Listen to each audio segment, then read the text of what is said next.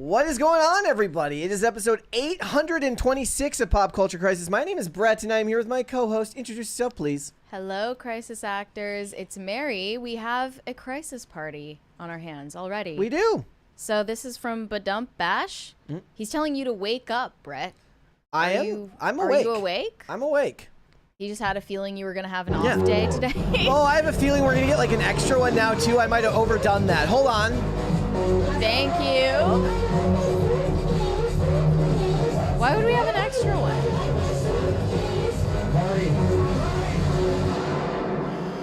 I think that covers it. No, so I hit the button twice, so it's possible I might have screwed this up. Uh-oh. Well, I'll dance twice. It's fine. Yeah, we'll give them an extra one if it does. I don't know if it's going to, but it's going to screw everything up. I just know. So we've also had this problem. But thank you for the big super chat. Thank you so much, Badump Bash. And I'm here. I was actually taking notes when you were trying to get my attention in the chat before the show. But I have a feeling now that I did it twice. So last week we had 2 days where in the middle of the show, guys, well, when we had crisis parties, the crisis party goes, the lights are flashing, and then it stops, and just one light would still be flashing despite the fact that nothing else is going on. And I'm sitting here trying to awkwardly, I'm trying to push it to Mary. I'm like, can you do? Did you fix it? Yeah, I found I don't even remember this happening. It happened once when you were here, and then it happened once during the show when it was me and Phil and Tate. Well, it's not like we're in a burning building. I think no. The lights flashing. It's not the end of the world. So here's the thing. If it was just it flashed and then it stayed on one of the awkward colors, I'd probably leave it. But the flashing, I'm imagining somebody watching this segment later and they're like, why are the cops arresting them? The lights are flashing blue and red behind them. It's like it's like those videos you tell me about, the people faking getting arrested. Yeah. So that's a good thing. Yeah. Guys, thank you so much for joining us today. Hit the like button on this video and subscribe to the channel if you are new here and you have not subscribed here yet already. The faster this channel grows is when you subscribe to the channel and when you share the content out with everyone, because it gets the word out. It tells everybody else that you're enjoying this content, and then hopefully it gets more people in here. And also, ironically enough, it also brings in people who might not normally watch it. And if they don't like the content, then they leave comments, which engages further, which is even better for us. Haters make us famous. Yeah. So, guys, what are we talking about today? Well, despite the failure of Snow White, and it is an abject failure, you're not going to stop Rachel Zegler. And she is now kind of like that scene from The Shining. She's going to come right through the door and, surprise. She's still working. She's got her next movie role lined up. It's a dramedy. It's a family dramedy with Marissa Tomei. It sounds like streaming fare, if I'm being completely honest, doesn't it? Well, isn't it? Or are they trying to put this in theaters? So they're selling. It's going up for for sale at Cannes. Which means that it'll probably be picked up by a studio, and depending on who picks it up, I have a feeling this thing's going to get dropped on Amazon Prime and forgotten 3 weeks later, but I could be wrong. So we'll have to wait and see. We're going to talk about it. We're also going to talk about this absolutely cringe new interview from Meghan Markle, and Mary has got an epic rant for Conclave. Yeah, because I did end up watching Conclave. I caved to the Conclave hype after the news of Pope Francis's death. And I felt it was appropriate to take my thoughts and my feelings, mostly negative, about the movie to this show and vent about it. I have to get things off my chest about this movie that bothered me. All right, well, we're going to talk about it. So if you're ready to get going, then we can just go. Are you ready? Yeah, let's go. All right. Katy Perry is somehow back in the news. Yeah, the online hate train against Katy Perry, it just keeps going, and it's getting louder and louder. The dominant narrative about Katy Perry is that her career is flopping. She's delusional. She's out of touch. She's an elitist after going on this Blue Origin space launch. And that narrative has continued. Now Katy Perry has spoken her piece. In response to a fan account on Instagram, she posted this long rant talking about how she feels battered and bruised by the internet and the cyberbullying that she's victim to. So I'm just going to go through her full statement here. Okay. She said in response to this fan account, I'm so grateful for you guys. We're in this beautiful and wild journey together. I can continue to remain true to myself, heart open and honest, especially because of our bond. I love you guys and have grown up together with you, and I'm so excited to see you all over the world this year. That is, if anyone shows up to her tour, which from the sound of it, they're not buying tickets. So, I don't know. Please know I'm okay. I have done a lot of work around knowing who I am, what is real, and what is important to me. My therapist said something years ago that has been a game changer. No one can make you believe something about yourself that you don't already believe about yourself. That's okay. So that's one of those things that people on the right might actually understand, which is like they get called a racist about everything. And then people's advice is always like, if you're not, then don't worry about it. It's kind of not, I don't honestly consider it great advice, because the world online has less to do with what you actually are and more to do with how you're perceived. So it's good advice internally for your own self-edification, but it's not great advice when it comes to how you're actually going to be perceived by the outside world. So if people are calling Katy Perry rich, elitist, and out of touch, she may know deep down in her heart of hearts that she's not, but that doesn't really matter when her life kind of revolves around her public image. Yeah, I would believe this statement more from somebody who isn't constantly trying to convince people of who she is. So obviously with the Blue Origin launch, all of the women involved were trying to convince the public that they were feminist heroes. Absolute legends. That they were making herstory for women all around the globe, and they were actually accomplishing something. I like and they deserve praise for it. That they all watched Hidden Figures right before. Oh, I'm sure they did. They went up in space. I'm sure they had a slumber party and watched Hidden Figures and painted each other's toenails. But that's what they were trying to do with that trip. And if they had been honest about the fact that it's just tourism, no one really would have cared. Rich space tourism. She's trying to convince people of who she is and presenting herself a certain way. But here she continues. If I ever do have any feelings about it, then it's an opportunity to investigate the feeling underneath it. When the online world tries to make me a human piñata, I take it with grace and send them love, because I know so many people are hurting in so many ways, and the internet is very much so a dumping ground for unhinged and unhealed. What's real is seeing your faces every night, singing in unison, reading your notes, feeling your warmth. It's just so like... Are you on drugs? I'm like okay. It's the weird language that she was using after the landing, right? Where she was like, we're all connected to like the energy of the earth now.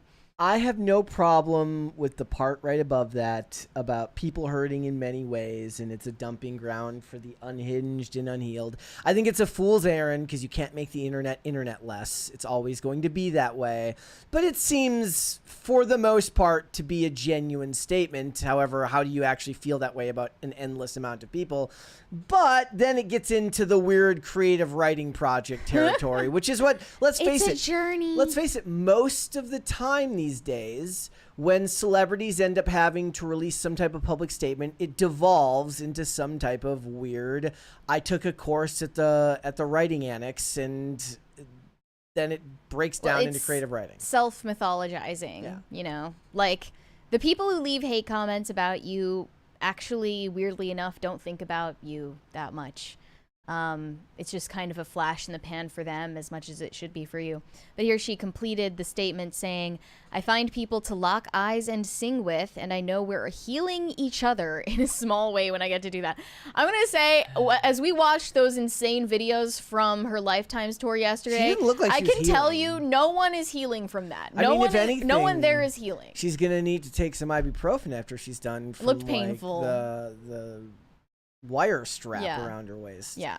I'm not perfect, and I actually have omitted that word from my vocabulary, and I'm on a human journey playing the game of life with an audience of many, and sometimes I fall, but ... I get back up and go on and continue to play the game. And somehow, through my battered and bruised adventure, I keep looking to the light. And in that light, a new level unlocks. I think my favorite part You're about insane. this is the way writing is now is that the overindulgent response from her would be the same from some mom on Facebook who's been beaten down and bruised by her mom Facebook group, and then releases a statement on her on like her Facebook wall. And you know, when it comes to the internet, Katy Perry and bruised and beaten Facebook mom group moms bleed the same. It's true. Yeah. The toxicity of Facebook mother groups is I mean, really anybody on not Facebook. To be underestimated. Anybody who's on Facebook. But that specifically, that kind of community specifically is like maybe the most toxic you can find. I would like to know, like, there should be studies done about the fact that as people grow in popularity, dissent to whatever it is you're doing will grow, I guess, in a commensurate rate, right? Like, for as much fame as you get. When does it officially become desensitizing to a person? Where it's like, okay, I've reached a modicum of success. Now I'm starting to get people that don't like me, and people comment on me because it's beneficial to them to engage with me and say negative things, and I rub some people the wrong way. At what point do you care, and then you've reached a point where you have so many people being mean to you, you just kind of tune it out? When you have enough money to hire someone to run your social media for you. Yeah, which means that happens. People who are making a career on social media themselves are kind of putting themselves in their own prison of sorts. Yeah, I agree. Yeah, there's not really a solution other than just being a sociopath. I mean, I've spoken to people who work in this industry who talk about how, you know, that like there's a certain point where you're gonna have to get comfortable with getting all sorts of vile stuff spewed about you. Mm-hmm. And for Katy Perry, it's weird because like I don't agree with it, but I get it when it comes to politics because people have been bred into believing that the end is nigh. Look, I think she's just kind of behind the times. She's not really caught up with where pop feminism has headed in recent years. She's still living in the 2010s girl power pop music era where feminism truly was just about like wearing lipstick and high heels and being empowered and, you know, watching Sex in the City. And then now we're in like 6th or 7th wave, like micro feminism where everything you do is wrong. Mm-hmm. And she just can't really keep up with the times and stay within the bounds of what's acceptable for self-proclaimed feminists in the public eye anymore. Like she's just not able to do it. Yeah. Despite the fact that the hate continues piling on Katy Perry, some people are still defending her, including one of her former critics, Lily Allen. She was one of the famous people who said they did not have any respect for the Blue Origin space launch and made jokes against it. But now she's apologized for doing so.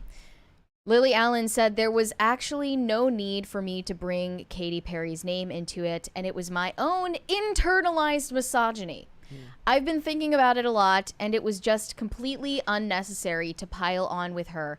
I disagree with what it was that they did, but she wasn't the only person that did it. She was possibly the most famous and the one that divides people the most. That's true. I guess she is the most famous one who was on the launch group. She is. Other than Lauren Sanchez. I don't know. Lauren Sanchez. She's more famous than Lauren Sanchez. She's way more famous than Lauren Sanchez. Yeah. People would just call her Jeff Bezos' robot sex wife. So I guess Lily Allen admits that she criticized Katy Perry out of a sense of internalized misogyny. It can't possibly be that this is a pop star who's way more successful than you in your music career. Well, I asked the question. I said, unless you're like a woman that actually hates women, why would you say that about yourself, about the misogyny part? Like, no, she's saying it's an unconscious bias. I know, but I'm saying like...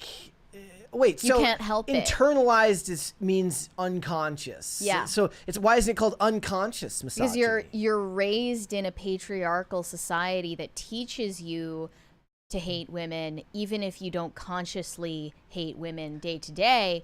it comes out without you even knowing it. That's your unconscious bias, even if you are a woman. When I posted about this last night, somebody said, like, we need more externalized misogyny. We need to externalize, stigmatize, It's like the meme. It's like we've normalized. There's this meme of, it's Fox Mulder. It says, we've normalized enough. It's time to start paranormalizing. Now, one thing I briefly mentioned yesterday and I want to revisit is the allegation against Katy Perry having financially abused a convent of nuns. Because we talked about this on the channel before, but people forget, and here's a refresher. This was a recent tweet. I just found out Katy Perry has a law written after her because she was bullying and abusing so many elderly people out of their homes. She would sue bedridden elderly people, subject them to long court dates, and then try to steal their home from them. She was worth $400 million while doing this to lower-earning elderly people who reside in Southern California. If you dig deeper, it gets so much worse. Some of the elderly people were nuns who lived, practiced their religion, and served the community from the same place for decades. Katy Perry wanted the land and harassed them ruthlessly for it. In a court hearing, one of the nuns literally died when her heart gave out from the stress of it all.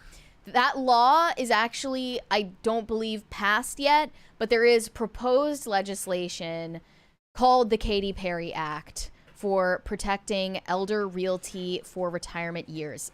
That's the context. It aims to safeguard seniors from potentially exploitative real estate transactions by introducing a 72-hour grace period during which individuals over the age of 75 can rescind agreements to sell their personal residences without penalty. Surprised they didn't call it a 75-hour wait period. So that's because back when Katy Perry was with Orlando Bloom, she repeatedly would hound elderly people for the opportunity to purchase their residence in Southern California, and that included this convent. This was a former convent in Los Angeles, and originally owned by the Sisters of the Most Holy and Immaculate Heart of the Blessed Virgin Mary. She visited these nuns. She sang to them. She literally serenaded them with gospel music. She showed them a tattoo of hers that allegedly is dedicated to Jesus, but she's not a Christian anymore from what I understand. She used to be a Christian singer. Now she's not. But she's trying to prove herself to them to gain their trust, and it wasn't working. They decided they wanted to instead sell the former convent to a local restaurateur, not Katy Perry. So then a legal battle broke out over who had the right to sell the property. The nuns, already in their 80s and 90s, were dragged into this fight. In a heartbreaking moment, one of the nuns, 89-year-old Sister Catherine Rose Holtzman, collapsed and died. Her last public words were, "Katy Perry, please stop." And after all of that trouble, Katy Perry did not even end up buying the property. It was just for the love of the game. She's just like, she was just in it to cause chaos. No, she's just and like, torture people. No. I think what it is on behalf of poor millennials. She's like, I hate boomers, and she's gonna kill. I guess would they be a boomer? Would they be greatest generation? Well, she doesn't count because she's rich, so she could just buy. She's like, no. She's like, you don't have to be poor. Actually, no. She's breaking glass ceilings. She's like, you don't have to be poor to hate boomers. You can hate boomers anyways. Right. Yeah. No, I mean, I think at the time, a lot of people praised Katy Perry because they hate nuns. Like, a lot of people out there just hate nuns because they, like, went to Catholic school and have resentment about it. But now the narrative is shifting, and people are realizing that Katy Perry's kind of a bad person behind the scenes. Yeah, I guess when you think of it that way, she's... But I didn't hear, there wasn't a lot of press around that one. I guess it's not a very, like, articles about her being bullied online or even articles about her going to space are going to do infinitely better numbers than Katy Perry goes on a rampage at your local old folks home. Right. Yeah.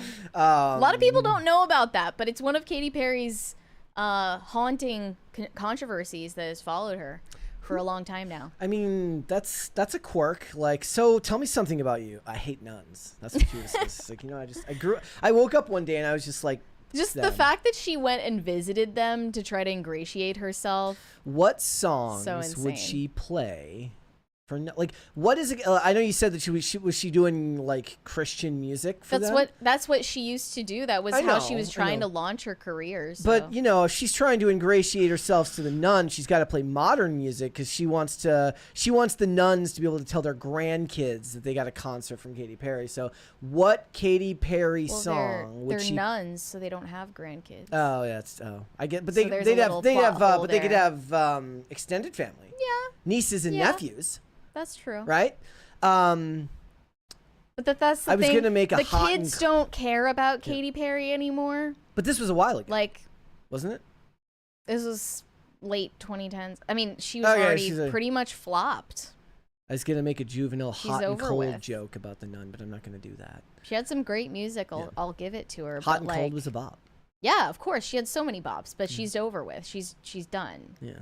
She's cooked. That's horrible. And she's probably paid good. Actually, you know what? Maybe what it is, maybe every bad story that comes out about her is her trying to bury the dead nun from the news cycle. Oh, she says something stupid to get the Katy Perry nun killer off the front page. SEO deception. Yes, that's what it is. Well, let's get into another washed up pop star, Selena Gomez. So, rumor has it that Benny Blanco, the fiance of Selena Gomez, has cheated on her with a best friend of hers who happens to also be an OnlyFans model. Now, I guess it depends on your definition of cheating. Personally, I think that a man subscribing to an OnlyFans hoe is a form of cheating. But if anyone wants to pick a fight with that point and disagree with me, go ahead.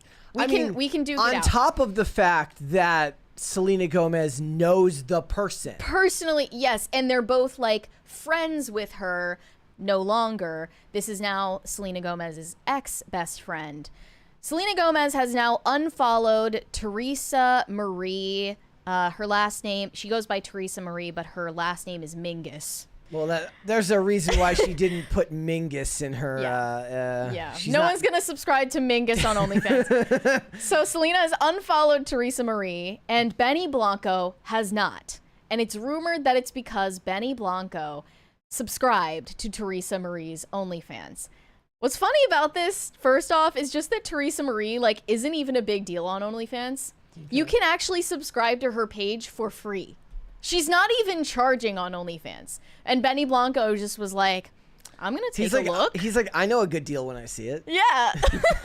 So I don't know if there's any proof for that, but that's the claim. And it is weird that Selena unfollowed this longtime friend of hers and Benny Blanco did not. Teresa Marie was also recently seen having dinner alone with Benny Blanco. I remember seeing this video and thinking, who is this random person that he's with? While he's with her? While he's with Selena? Selena wasn't there. I know, but they were together at this time? Yeah, they've been together for a while now, and this was only maybe a month ago. Maybe what happened was she's like, look, I'm looking to upgrade my page. Could you give me some pointers, some tips, from the male perspective on how to upgrade my page? And being the good friend that he is, he said, it was a consultant. He's like, look, you're my are they married yet? They're not married. Fiance. Okay. He's like, you're my fiance's best friend. For the sake of her, I will subscribe to your OnlyFans and give it a look so I can help you. It's market research. I want to help purposes only. I want to help you, even though he's a music producer, a superior product so that you can continue to have the self-esteem to hang out with my fiance. If Teresa Marie were planning on starting a music career, maybe I would understand, but taking ass pics, I don't think you need Benny Blanco's advice. He's like, look, I'm in the music industry. It's pretty much required for all the women to take ass pics anyways.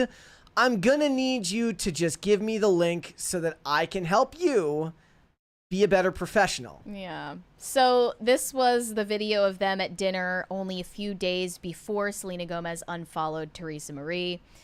She's also been seen often going to Benny Blanco's house without Selena Gomez present.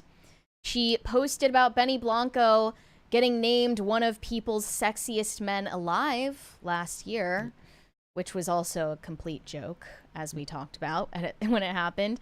And Benny Blanco still follows her. I did fact check this myself, so that's weird. And one person said, imagine choosing the ugliest creature in the world to date and still being cheated on. Now, I think I can just say, as an objective fact, that Benny Blanco is ugly. That's the elephant in the room that we need to address. And I don't mean it as an insult. I'm literally not even saying that to put him down. It's just something that we can all use our eyes and see and recognize for ourselves. Benny Blanco is hideous. And I have been disturbed by Selena and Benny Blanco's relationship from the beginning, not just because he's hideous, but really more so because of the way that they've talked about their dynamic and the way that the media has also propped Benny Blanco up as some kind of dream man who's like what every girl could dream of. The modern male having. feminist perfect boyfriend. The perfect male feminist boyfriend. Even this recent article from Glamour, Benny Blanco is the internet boyfriend we need in 2025. Well, he's already proven that one wrong. You know, this he's is like a rumor. He's taking a prom photo shoot with Selena last week, and they're talking about how Selena Gomez was the one who made all the first moves, and she was really the one pursuing this more than he was. So that's a little weird.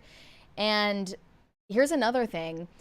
When they said, when we first started going out on dates, Selena was so obsessed with being on time, she used to pull up to my house, minimum 20 minutes early, maybe 30 minutes early, and wait outside. Well, if you're not 10 minutes early, you're late. If you're It's very strange. yeah, if you're not if you're on time, you're late. But okay, look. If you're 10 minutes she's early, the you're one on with time. the security detail. She's the one who's a billionaire. Yeah. He should be going to her, you know, like he should be accommodating her, not the other way around. It's puzzling. She's not with him for his looks, obviously. She's not with him for his money because she's way richer than him. People in the chat are pushing back on you on the looks thing. They're saying he's not great looking, but he's not hideous. Click on the photo. Rick C Let's says see hideous the is a photo. bit much, Mary. I'm sorry. That man is hideous. This is objective. He looks like he was either thawed out from an iceberg or he's time traveled from medieval serfdom. He looks disgusting. I'm not going to lie. Like, that's just...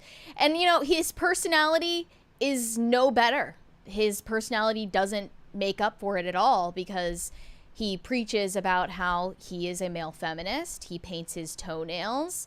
He likes to throw dinner parties. And he portrays himself to be this ultimate soft boy that all the women are fawning over. I'm not buying it. But for context here, Teresa Marie is not only a longtime friend of Selena Gomez, she's also Selena's former executive assistant. She started as Selena's assistant in May 2014 until leaving to pursue her own business ventures. She also was a former assistant to Kim Kardashian as well. Wow. And they had a close friendship up until, I guess, a matter of days ago when allegedly Selena's fiance was trying to take a peek at her explicit content. Okay. And I think that maybe the lesson in all of this, well, there are multiple. One of them is that you shouldn't date a male feminist because obviously they're using that as a disguise for who they really are. They're usually pervs. And secondly, you should not be friends with an OnlyFans model.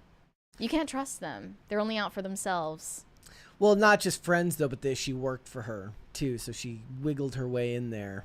Right. Yeah. She had already had her claws in before that. But I feel like if one of my longtime friends started an OnlyFans, I would be like, wow, I guess I didn't realize how drastically opposed we are on our fundamental values. Maybe this doesn't make sense anymore for us to be friends. And I certainly wouldn't be hanging out with an OnlyFans model with my fiance or being okay with my fiance hanging out with an OnlyFans model without me even there. Yeah. Like, that's just not something that most people would do. There's an upside to all of this, which is that I bet they both love therapy. So what they can do is they can go to couples therapy and work through their issues together because Hollywood people love talking about the benefits of therapy. Okay, realistically, though, there's no coming back from this, in my opinion. Like, there's no saving your relationship once you found out who someone really is. If this rumor is true.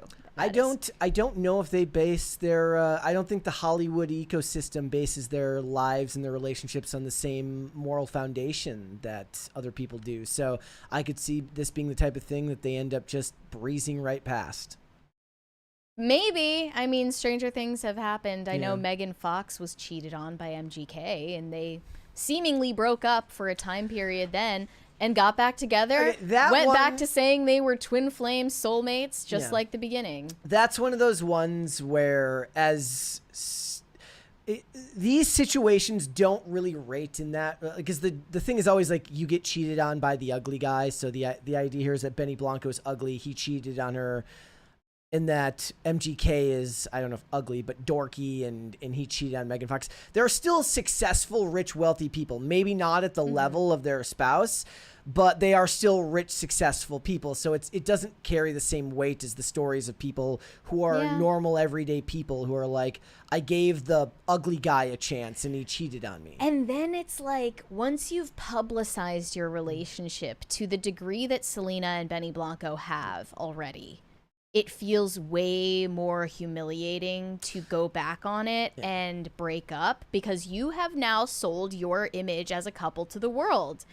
And letting that image completely shatter in front of millions of people is not even viable as a business move. So you think it would have been better? Because they like just made her new album together. Like, he's part of that. Also, it's weird too, because like there's a whole ecosystem of couples creators online who that's their whole business model, is like making content together, which I always think just seems like a recipe for disaster to me. But for them, it's not like either of them needed this. It's not like publishing their relationship was in some way going to benefit their careers heavily. It benefited Benny Blanco, that's for sure. He's already an extremely successful music producer. This does not help him. It may put him in the news into a sphere of people who might not have known him before, but those people are still going to listen to the same major artists that he's working with. It's not going to get any more eyes on him in a monetizable way. All the stuff he's producing for other artists or his own music is already going to be listened to. I would disagree with that. If he was going to pivot and do something else, I guess I could understand that. But I don't see how this benefits either of them. Him getting extreme media coverage for himself and himself only definitely benefits him and gives him new opportunities. He could start his own brand at this point. He could have done that already. Maybe not to the level that she could have, but he could have already done that. And he's like, dating her objectively benefits him more than it benefits her. No, but he's not monetizing it in a way that's going to do that. Is he started a brand like that, or is he starting some good guy Greg clothing company that's supposed to sell a bunch of? I'm just saying. The options are open. If all he did was go back to producing music for the same people he was producing music for before, it doesn't bring him more status in his field of employment. Okay, I'm just saying that the options outside of just being a music producer have exploded for him after dating her, because a lot of people who didn't even know about him, didn't even know his name, he's now a household name to them. James Higgins says, dude was nothing but a Tijuana DJ. No, he produced like Justin Bieber back in the day, and he's produced a lot of songs, but people didn't know about that until recently. And it wasn't necessary. I'm not saying it's necessary, but I'm just saying him dating Selena Gomez objectively benefits him way more than it benefits her. It's weird too, because it's like, why, like, if I was in that realm, in that field, right, and you're extremely successful and you have a low profile, like, not everybody needs to be DJ Khaled. Like, if anything, I'd rather be the one who's ultra successful but doesn't have to deal with the high profile of fame. But my hunch is that that's exactly what he wanted to siphon off of her. He wanted to ride the coattail. Not me. I think Selena's it's because he's just a genuinely great guy, and he wanted to show her what it's like to date a real male feminist. Yeah, he sure looks like one.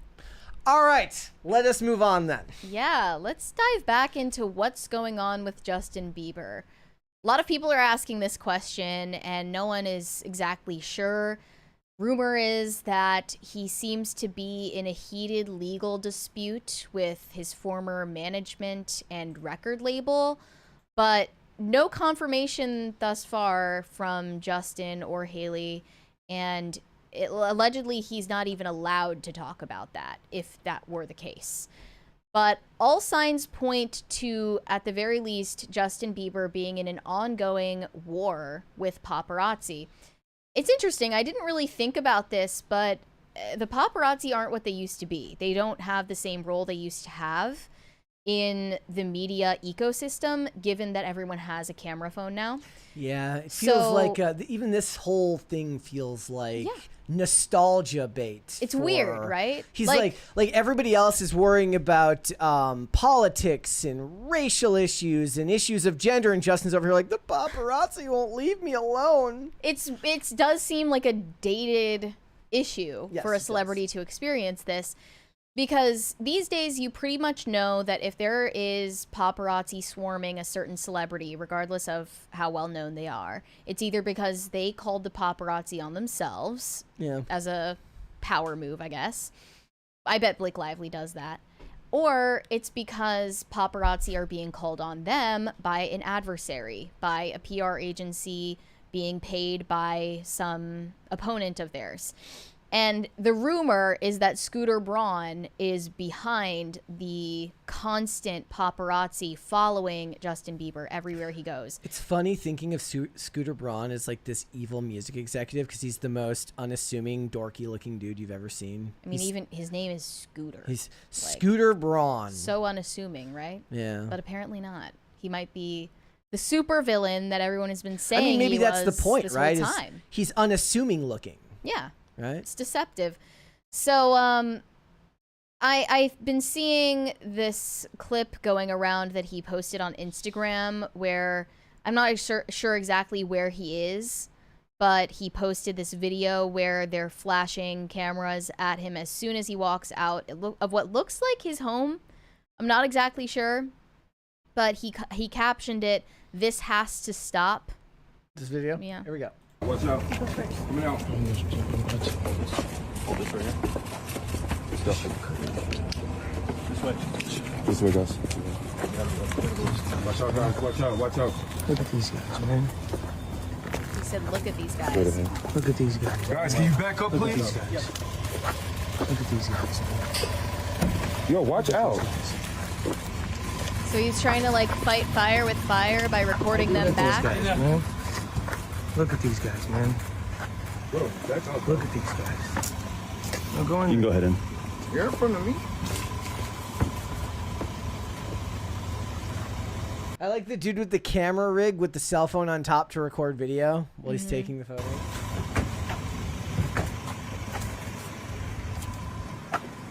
You guys done? You done? Go ahead. They're like trying to make the photographers feel bad. Like, oh, are you done? Yeah. Go, y'all good. Go. That's not gonna work. All right. So back up. Go ahead. Go ahead. What are you waiting for? I'm standing, bro. All right. You got your shots. Go.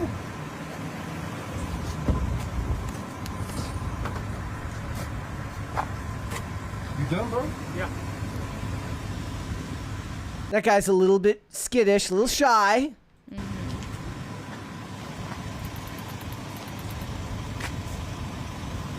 You guys are ridiculous, man. Come on. Yeah, if you think that you're going to shame paparazzi out of doing what they do for a living, you're barking up the wrong tree. They don't have principles, like they don't really care. It's about getting paid for what they're doing. But it's not just selling these photos to media outlets. It's not just selling their photos to TMZ or their videos to TMZ. It's about getting paid by a PR agency to swarm a certain celebrity that is being sabotaged by that agency because they have a client who is out to get that celebrity, if that makes sense. And allegedly that client is Scooter Braun. Now, some people are saying the solution to this issue Justin Bieber is facing with getting harassed by paparazzi all the time is moving away from LA, just going out into the country somewhere. I'm sure he has multiple homes. he could go somewhere where he's less in the public eye, but he's adamant that that is not an option that he is considering at all. And he refuses to back down, and he will not be leaving LA. So this was a rant that he posted on Instagram just last week. Everyone's telling me to move from LA. You think I'm gonna get bullied to leave where my influence is most needed? How can we make a change if we run away from the darkness? I too have been caught up in the transactional nature of Hollywood. It's embarrassing, but with that said, I want nothing to do with that as a grown adult with a wife and son.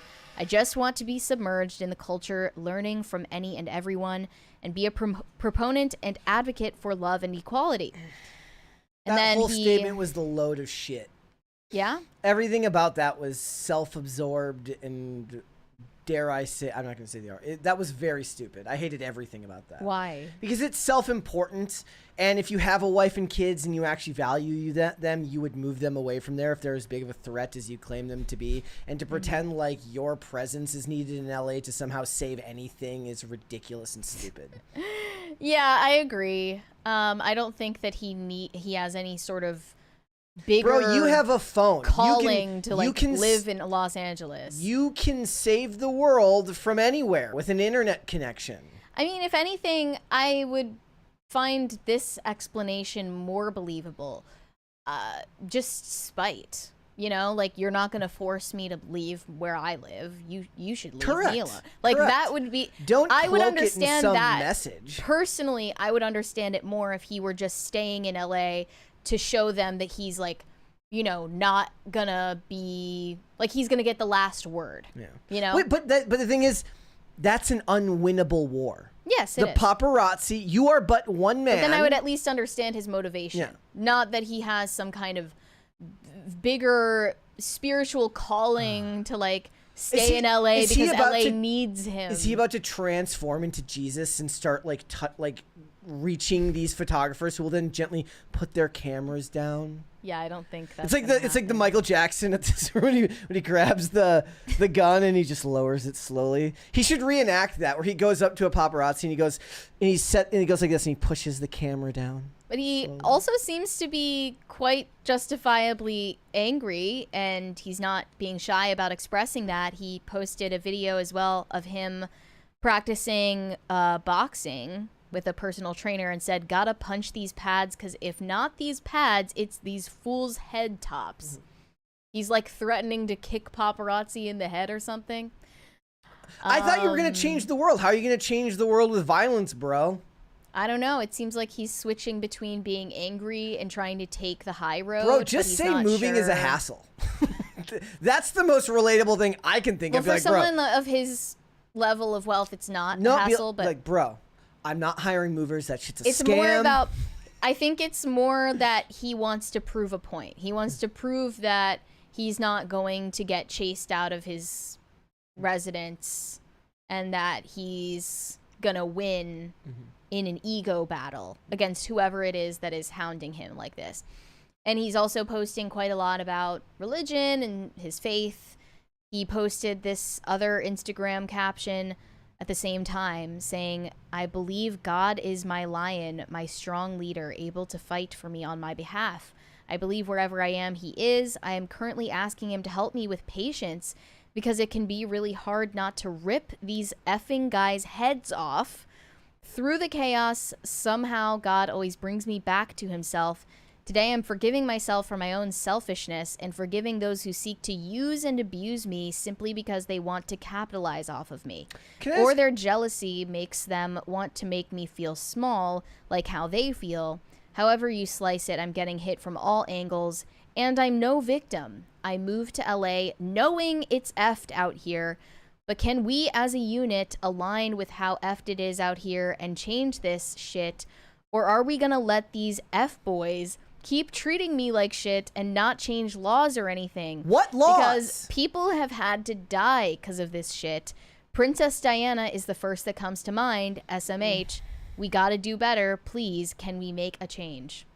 Okay, then I want to ask a question. So now he's calling for legislation against paparazzi. there's a it's not a super chat, but in the chat, Kloonberg says everyone deserves privacy and the right not to be harassed. Do you agree? Well, yeah. I mean, harassment is already correct. Well, okay. crime. Then the question is, legally, where does it rise to the level of harassment? And when you reach a certain level of fame, knowing what that's going to do, granted he was famous as a kid, right? But the other options have been put out there. Move away from LA. Get away from the people that are going to invade your privacy. Certainly it'll happen if you move to the Swiss Alps, but with less frequency, right? So I guess pragmatically, my response is always like, you've entered into this world. You've benefited from it greatly. We can talk all day about what shoulda, woulda, coulda, but the average everyday person struggling to get by isn't going to, they're going to pull out the world's smallest violin because people take your picture when you go from one car to the next car. It's just... But I also don't want to sit here and underestimate how difficult that would feel. No, I think sure that it makes total sense that would drive someone crazy. I'm sure it does, but a reasonable option has been presented. Leave the area where that's happening. Do you think that it would end up happening wherever he went to next? To a lesser extent, but it would still happen. But being in the epicenter of the paparazzi, being 10 miles from TMZ doesn't necessarily make it easy. Doesn't make it difficult to find him and stuff like that. But most of the time, the average person isn't going to call for legislation. They're going to ask you, what can you do to make your situation better? And if you're not willing to do the most basic thing, which is to remove yourself from the situation, and again, back to that point you made earlier, it's like because of some generic cause for good that's vaguely explained. Now, if you were to tell me, like you said, look, this is my home, I'm not going anywhere, I would respect that a heck of a lot more. But making it some crusade and then bemoaning the struggles of that crusade, my heart breaks for you. I think the spiritual language he's using is probably a worrying signal, knowing that he has a close relationship with this self-proclaimed spiritual advisor named Judah Smith. Yeah. I intend to do some more research on that pastor, Judah Smith. Who has been Justin's spiritual guide for quite a while now. But he seems to be yet another shady person kind of hanging around him that probably doesn't have his best interests at heart. What is, I saw somebody earlier mention, I remember reading about this, what is Brett Cooper and Candace Owens' take on this? That they think that the crash out is manufactured, right? Yes, basically what they're saying. They're dirtying him up so he can't testify in court, basically. Both Candace Owens and Brett Cooper, as of now, have said they're talking to or have talked to people close to Justin. And that they have information that we don't because of that. So I don't know what exactly that means or who those people are that they're talking to. But based on their conversations with those people, they say the truth of the matter is that Justin Bieber is in a private legal battle with former managers and his record label, specifically Scooter Braun, for ownership over his music. And allegedly also a bunch of money that has been stolen from him over the years. I'm sure he had a lot of money. Yeah. Stolen. I'm sure that's legitimate. I'm sure the worst of the worst found their ways to get the claws into him. Yeah, that's what they're saying is at the core of this. And they're, I guess, speculating that the paparazzi harassment against Justin Bieber and his wife is prompted by Scooter Braun or some other legal adversary of Justin's who wants to portray him as crazy in the media so that either he will be scared out of speaking out or people will not believe him if he does. Okay. So that's the theory that they are putting forth. I'm sure there's partially a lot of truth to that, but I also don't think that counts out are just noticing with our own eyes that he does seem to be also losing grip on his sanity. He is publicly doing lots of drugs and not spending time with his wife and child. Those things are also true. Yeah. It And can be both true at once. and the last thing I want to say is, like, look, he invoked the name of his wife and his child in there. And the idea that your own vague crusade for change, meaning more than the safety of your wife and child, if the idea is supposed to be that your wife and your child aren't safe here because of the harassment you face, doesn't ring true if you won't just do the easiest thing you can do, which is to move yourself away from yourself and your loved ones away from the danger. Unless you give me a compelling reason why you have to stay. And I did not read anything there that I deemed to be ultra compelling. Granted, you know, I'm not the arbiter of anything like that, but it doesn't ring true when you're like, I feel like we're in danger. My wife and child are in danger, but I'm staying because I want to make some vague change and then call on society to upend itself and change completely through legislation, which is also one of those problems that a lot of people have with celebrities or certain types of political influence, which is like, I'm not going to do the pragmatic thing. I'm not going to do what I can do easiest to fix the situation. I'm going to expect society and human nature to change itself completely at my whims because I said so. And that's all well and good if you're alone. That's something completely different when you have wife and child. Yeah, I get that point too. All right, let's move on. What would you like to see, cringe or cute of the day? Let's see cringe first. Okay. All right, we will do cringe first. Get this stuff all queued up here. It's Logan Paul. Is it Logan Paul? Okay. Yeah. All right. Logan Paul's like, bro, like, he's like, send those paparazzi my way. Logan Paul's like, he wishes. He's like, I'll chew them up and spit them out. Are you kidding me, bro? I'll take them to that Japanese forest. They won't last a day. Hold on. I was like a woke asshole, but like, dude, women have it hard. I want to come across like a woke asshole, but like, dude, women have it hard. I just am dying to know the context. He gagged. I think you meant he ate. Did he No, eat or did he the gag? comment says, oh, he gagged it. Oh. The person who posted it posted, oh, he I think gagged he's probably talking about Nina Agdal. I mean, I've said to you a million times, I would never want to be a woman on the internet. I wouldn't. So he's not even wrong, but the music is just sending me. Yeah, it's like this super serious thing. It's kind of like the thing and it's yesterday. just your now wife like talking about sausage on Snapchat. You know, like the thing we did yesterday where it's like, there's no Katy Perry song that makes this video necessary. There's no Logan Paul sound clip that makes that background music necessary. There's no thought that Logan Paul could possibly express that requires the somber piano track like in the background. His editor was like, series. I like the idea that he has like an editor who's like fixing it, and then he's going to his music folder. He's like, shit, I don't have anything that works for this. No. All right, let's do cute of the day. This one's from Jabagowitz. Okay. My Boy Chainsaw. Cute. That's a great name. Very I like cute. it. Nice shiny eyes, laser eyes right there. It's a very cute cat. All right. Loves it. Let's go ahead. Oh, actually, guys. What?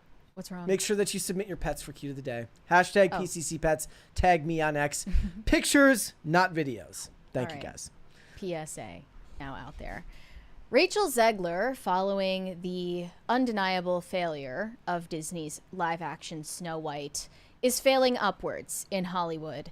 She just landed her next big movie role. She is playing opposite Marissa Tomei in a comedy drama, a dramedy, called She Gets It From Me. So she is going to be playing Marissa Tomei's daughter, and I guess this is based on a true story, possibly a book. But here's what Variety reported about it. Based on a true story, She Gets It From Me follows Nikki, played by Rachel Zegler, whose engagement celebration turns into a search for her pill-popping ex-punk rocker birth mother, Charlotte, played by Marissa Tomei.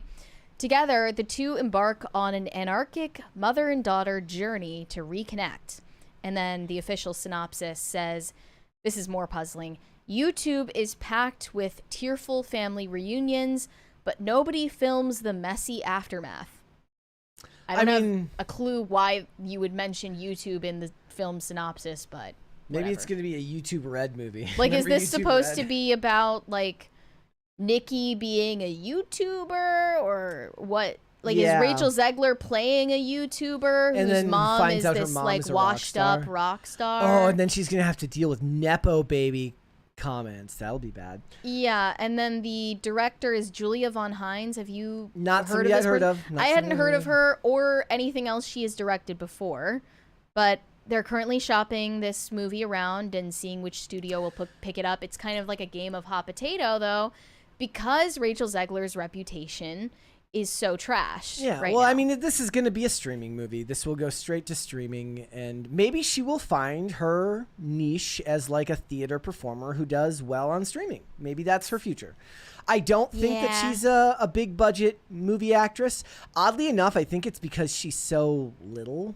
Like, Well, her littleness is more musical theater-esque. yes. So anything. if you're going to put her in Wicked 2 Electric Boogaloo, I guess Wicked Part 2 is already coming out this year. Oh, yeah. But- If only they'd thought of that early enough. Maybe they can do like a third one, like Wickeder, Right. Wicker Woman. Right. And if they do that, you know, she has a future there. But I think that more likely she's going to have a future with streaming movies. I was actually surprised that Y2K, which also featured Rachel Zegler in an ensemble cast, was a movie theater release, not a streaming release. Owl Hater says Zegler is toast. Her career is done. You fail upward in Hollywood. Yeah, I You just do. don't think that's true. At Proof the enough very being least- that she got this role. At the very least, she will land on network TV Yeah. someday doing, you know, a procedural. Even that is unlikely. I see her remaining relatively successful as, like, what would we say, a C-lister for the time going forward. She will end up right behind Millie Bobby Brown, who ends up right Yeah. behind Jenna Ortega and Sydney Sweeney. They had a lot of praise for her as well.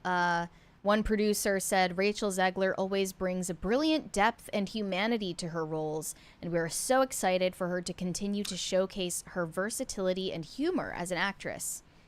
Well, remember, she did solve all the kingdom's problems in Snow White by basically being like a really decent middle manager who knew her employees' names. I mean, her versatility, in my opinion, starts and ends with her ability to sing, and Yep. that's pretty much it. But it is a case of failing upwards, and I think it's going to continue that way. As much as people would like to believe you face consequences for how many $1 million loss for Disney? I mean, if we go by the It's not low gonna number that happen. they have of like a final budget of like 410 million, which, you know, the YouTubers would argue is not accurate. At the very least, losing like 197 million or something like that, or 190 Let's just million. say she lost Disney $200 million. I mean, it would have... Okay, let's just imagine a world where Rachel Zegler didn't do anything wrong in the press run, and she was a perfect angel the entire time. Live action Snow White starring her probably still would have lost money, but not as much as it did. And I also want to mention that the last-minute push in the media against Rachel Zegler, contrary to all of the heaping praise that we heard before it, did come off as manufactured to me. The time immediately before and immediately after the release of Snow White, where suddenly all these mainstream media outlets started turning against Rachel Zegler, it seemed like a coordinated, targeted attack. And I'm not saying I feel bad for her, but I'm saying we can't just assume that there wasn't some sort of collusion on that based on the fact that she is openly and vocally pro-Palestine, and the majority of executives in Hollywood and in the media outlets like Variety, they happen to be Zionists. I will say that I was wrong. I thought that so if you guys don't know, they banned Snow White in Lebanon. They right? did. At first, I thought they were framing it as Rachel Zegler's Snow White gets banned in Lebanon. No, most of these headlines do mention that it's over Gal Gadot, so they weren't being as disingenuous with that. Variety reported it, saying Snow White banned in Lebanon due to Gal Gadot being on Lebanon's Israel boycott list. Yes. Because Gal Gadot is Israeli, she served in the IDF, she's vocally pro-Israel, and they were... I believe, this is just my opinion. I think the media was trying to pit Rachel Zegler and Gal Gadot against each other more than they already were in reality. Yeah. Like, they probably never talked about Israel in person. They just knew that they disagreed with it. That's too disagreed bad. with each other on it and never addressed it. They could have made for some great social media content of like one playing the heel and one playing the baby face on social media, like taking swipes back and forth. That but would have since they ended actually badly don't for like each other, everyone. but since they actually don't like each other, I'm sure that that wouldn't have worked.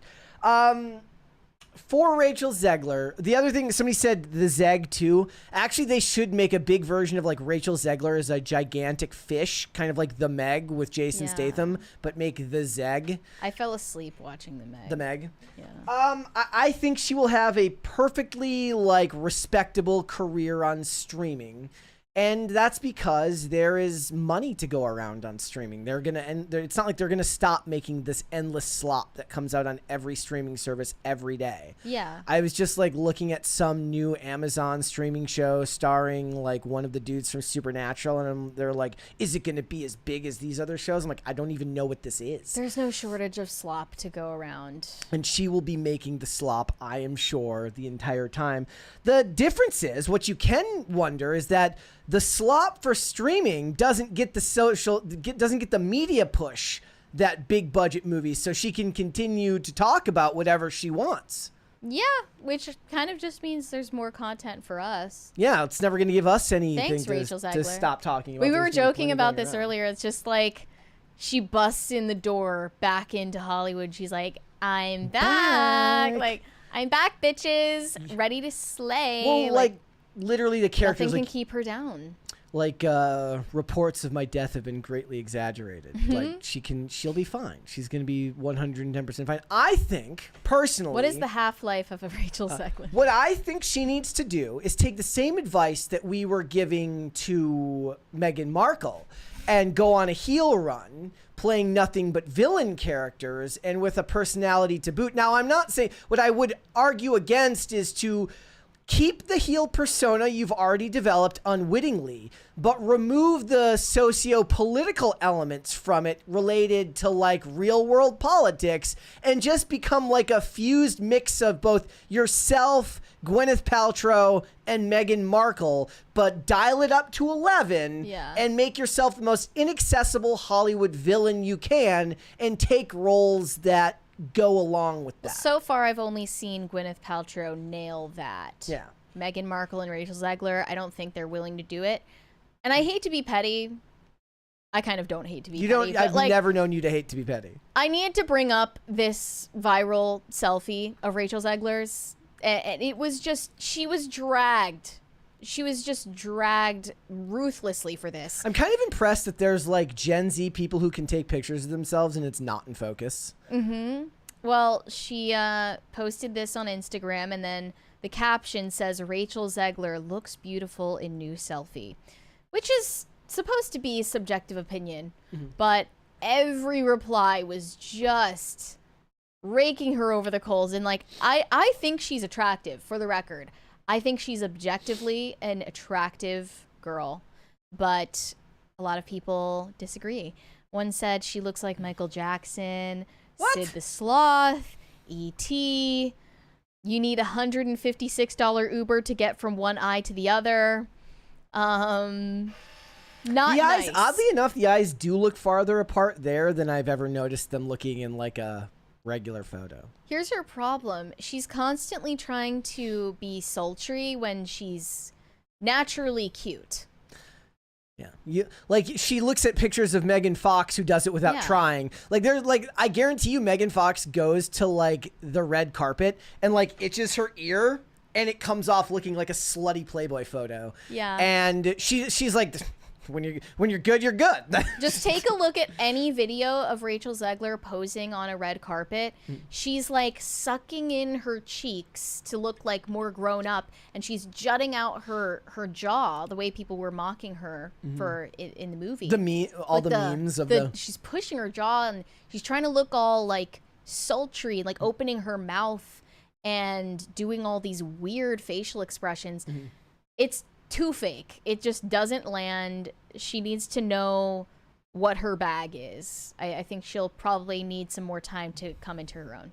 Well, the problem is she's running, the clock is running out on that, because the little but cute thing works up to a certain point, and then you're past the expiration date on that, and then you have to pivot to something else. Also, it doesn't work once you've convinced everybody that you're a brat. Prissy face for Palestine. Mm-hmm. Yeah, that's what she's doing. I don't know. Is that going to be the next like hashtag? Prissy faces for Palestine. I hate it. I don't like it. Oh, this is good. So he says, Brett criticized her eyes. No, I said that they looked farther apart in that photo than I've ever noticed them looking. Trust me, like I've always said, if you put my eyes and Anya Taylor-Joy's eyes together, it would create eyes that are perfectly centered, because my eyes are too close together and Anya Taylor-Joy's eyes are far apart. But it works. The other thing is about Hollywood is they love interesting faces. It's not about necessarily like, yes, conventional attractiveness matters, but a lot of the times it's not just about being conventionally attractive. It's about having a unique face that works for specific types of roles. Like, there's a reason why, like Cillian Murphy, you know, people can talk about his level of attractiveness, and I think he's a handsome dude in his own right, in his own way, and it's because he's got those unique eyes. Right? Yeah. It's his own look, but he's not the same thing as most of the male actors in Hollywood. But like I always said, if you want a great villain for your movie, he's an easy casting choice because he gives villain with his face. In a matter of personal preference, I like the distance between Rachel Zegler's eyes. And you said the same about Anya Taylor-Joy. Fight me on it. Yeah, I think it's a cute trait. Yeah. Prey eyes. That's what they're called. What is it called? Prey eyes. Ah. Instead of having predator eyes. I think that she has a unique enough look, on top of the fact that she can sing, that she's going to have a very long career. And maybe what will end up happening is there'll be a market for like streaming musicals. In that case, she would have that market locked down. Definitely. Yeah. So. All right, let's read some super chats. Shane H. Wilder said, "Happy Wednesday, Brett and Mary. So, kettle-cooked pickle chips or fried pickle chips? Yes, I know there is a baked version, but we're not heathen. I think kettle cooked. What would you say? I don't like kettle cooked chips. Okay. I've never liked kettle cooked chips. Fried pickle chips then? Yeah. Okay. Chat, I would like to know, for those of you in the live chat, who is somebody that you consider to have a unique look in Hollywood? Go ahead and leave that in down a positive way. In a positive, yeah. I'm saying, like, I mean, I guess it doesn't have to necessarily be positive, but who is somebody that you think gets roles because they look at them and they're like, wow, they're going to look unique on camera? Mm-hmm. Because I think Zegler is definitely one of them. DCNC said PCC black zip hoodie arrived, came via Poland, then France. Way to go, PCC, keeping Europe employed. Maybe Rachel Zegler packed it. Wow. She's from Poland, or she's Polish, right? I mean, she's not from Poland, but she's Polish. Thank you for purchasing the PCC hoodie. Thank you. Representing overseas. We love that. Shane H. Wilder said, damn DCNC, they haven't even printed my Gongo mug. I emailed the distributor and they told me that I'll get it when I get it. I love the idea that somebody there's like, we're busy. You'll get it when you get it. They're actually producing some of the Gongo mugs in the Gongo. And as you can imagine, it's a tough time for them. So you have to be understanding if there's a delay. All right, let's hold off on the rest. Here's some of the names just before we go on. Steve Buscemi, Owen Wilson, Willem Dafoe, Cillian Murphy, Josh Holloway, Charlemagne? What? I think you mean Chalamet. Timothée Chalamet. He has a unique face. Yeah. There's going to be more. All right, so let's move on. Margot Robbie? Would you say she's one of them? No. Margot Robbie has a conventionally attractive face. They're just making stuff up now. Let's move on now. We're going to talk about what might be Meghan Markle's cringiest interview ever to date. I have not watched it in its entirety, but I can guarantee you I've seen enough. I have already seen enough. This was a conversation with her longtime friend named Jamie Kern-Lima, who also happens to be the billionaire owner of IT Cosmetics. She invited Meghan onto her podcast and interviewed her about her marriage, her family life, her entrepreneurship, her feelings about being in the public eye and how hard that is. Of course, that had to come up. things got tearful, very emotional. I just think we need to experience this to understand it. Full body chills. Women. There are parts where her interviewer, Jamie Kern Lima, she either looks like she's being held hostage by Meghan Markle, or she sounds, I swear, like a 6-year-old girl. Okay. Or like some mix between a kindergartner and Paris Hilton in 2005. I like the idea that like Meghan Markle's crying, but she's got a gun at her hip pointed at her. There's like, there's a gunman just off camera threatening this interviewer. Okay, so you want... She's really something. So we're going to watch the whole thing? We need to react to this in real time. Okay. I promise you that it's worth it, because it just gets crazier by the second. We start off with tears. Oh, yeah. By the way. I don't know. I wasn't expecting that one. Yeah, they're just it's just so great. This is why it's so nice to not have makeup on. Thank you. We spend so much of our life trying to prove something. To prove that you're enough. You have to prove that you're pretty enough. You have to prove that you're smart enough. You prove that you're a good wife or a good... I'm sorry. She just is so unmoved, like she just doesn't give a fuck. Who is this lady? Her name is Jamie Kern Lima, and she is a billionaire owner of a makeup brand. And She's a like, friend. I already made $1 billion. Meghan's. Like I proved myself. She's like, I've proven myself. I'm a billionaire with a B. She stopped. She's like, sounds like a skills issue. Oh, but you call yourself a female founder? Watch this. Good friend, and I was like, I am just so done with the prove it game. Are you now? And if you can't see it... pause. It's just like, you're talking about how you're done trying to prove yourself or prove who you are to the world, and that's literally all Meghan Markle does, is just manufacture a persona and try to convince people that she is this person, and no one is buying it. So anyway, I just needed to get that out there. I don't need to prove to you why that's your loss. Because I know that I'm a great friend.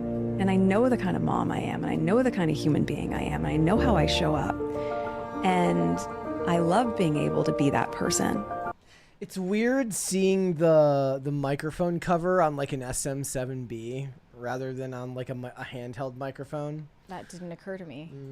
With the people that I love. So, worthiness, maybe part of worthiness comes when you stop having to feel like you're in the prove it game. Worthiness. So what was it? Worthiness comes when you stop playing the prove it game. Okay, so how is your worth tied to your desire to put a girl on? Thank you. Look, it's just a bunch of empty platitudes. Word salad. Okay, none of it makes any sense. I think that one of the recipes Meghan Markle should sell for her lifestyle brand is a word salad recipe, because she's an expert at that. Let's keep going. Hallelujah. I am getting emotional right now. I'm very emotional right Stop now. having to feel like you're in the prove it game. This is insane. Hallelujah. I am getting emotional right now. She's just dry as the Sahara Desert. You couldn't make that woman cry if you wanted. I am getting emotional right now. Getting out of the prove it game, feels like joy, tastes like freedom. Meghan, Duchess of Sussex, in her first ever podcast interview. We'll know we've made it when we have like laminated like cue cards with our show name on the back. Yeah, then we'll really be done with the prove it game. I think I'm putting that on the wedding registry. I think I'm putting laminated PCC like cue cards on the That'd be great. on the wedding registry, because I'm over here You're slumming with the it basic legal pad over here. Yeah, I'm slumming it with the legal pad. Okay, let's continue. It's happening. I wonder if I wonder if when they're like, we're gonna get the shot of you walking, she like fakes walking in slow motion rather than actually shooting her in slow motion. Yes, 100%.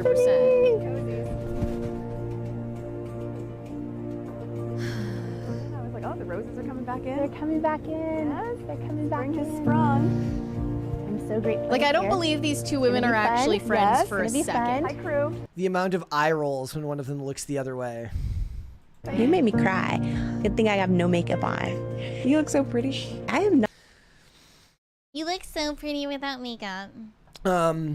Never trust a government that tells you to trust them, and never trust a woman that says you look pretty. I am about to cry. No, you're gonna make me cry.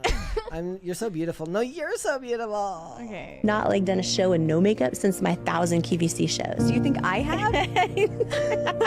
What are you talking about? You look exactly the same though. These are some of the hot questions that everyone wants to know. Talk about your name. Do you use Markle anymore? What's your morning routine look like? Would you ever write another book? People are often curious if I'm gonna write a memoir. Would you ever run for office? Can you give us... Holy shit. Meghan Markle? President Markle? I think... Madam President? I think we're gonna need an AOC Meghan Markle ticket. Oh. For 2028. Oh. Or would it be a Markle AOC ticket? Look, I need this to happen just so that I have some entertainment. Please. One I'd love to see hint that. on something exciting coming up for As Ever. I've had your jam in my refrigerator all year. Okay, so here's the thing. The people who make this type of content, right? The lifestyle brand content, the women that do it, I feel like the trick is like the women that like it, I'm assuming, know that this person is probably disingenuous, but buys into it because there's no like concrete evidence to the contrary. Like if you watch Rachel Ray, you probably don't think like only Martha Stewart can be ruthless businesswoman, criminal, and lifestyle brand person. The rest of them have to have a facade of normality. Yeah. Okay? So the problem is she broke that facade ages ago and is still trying to fit a square peg into a round hole.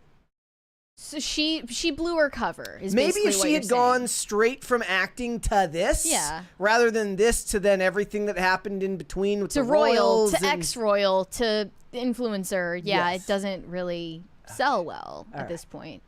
No one knows. No one's seen it. I have not posted it. In this incredible conversation, Meghan shares stories and insights for the first time ever. It's not about She sounds the so grandeur, excited. the gesture. It's about I see you. I I'm see you. nurturing I you, hear I see you you. You're so valid. deeply, and I love being able to see your growth. You're seen, heard, and validated. I don't think for a single moment that she's ever looked at somebody who's grown as a person and thought simply to herself, I'm so happy for them. Unless it was like in a conversation with them. Unless as a it was her passing friend gratitude. who just went from a size 4 to a size 6. She was proud of her friend's growth. She's when like, that oh my happened. gosh, you've embraced your body positivity. I'm so I proud love of you." that for you. That man loves me so much, and you know, look what we built. We built a beautiful life, and we have 2 healthy, beautiful children. That's my husband. He's just out there, just constant, like he's just going to do whatever he can to make sure that our family is safe and protected and we're uplifted. And Didn't she make him sell all his guns? I feel like she made him sell all his guns. Yes, Okay. she did. So as long as you're protected with private security that costs money and not, you know, your own firearms. and still make time for date nights. Are you in love now more than ever? So I feel like it's more of a honeymoon period for us now. He's also a fox, if you haven't noticed. A fox. That's somehow... I have to stop because I feel like I'm just dunking now. No, don't worry. No. It gets even Husband's crazier. very, very handsome. But his heart is even more beautiful. I have a letter from your husband and your kids. No one's ever seen this before. Of all things, it's making me emotional. I have full body chills right now. Okay, let's not like not hold that lady responsible Oh, yeah. for not like appearing at all Like everything she said did not match her. I have full body chills right now. They're like, you clearly do not. For them to be able to look back and go, oh my gosh, she has loved us so much.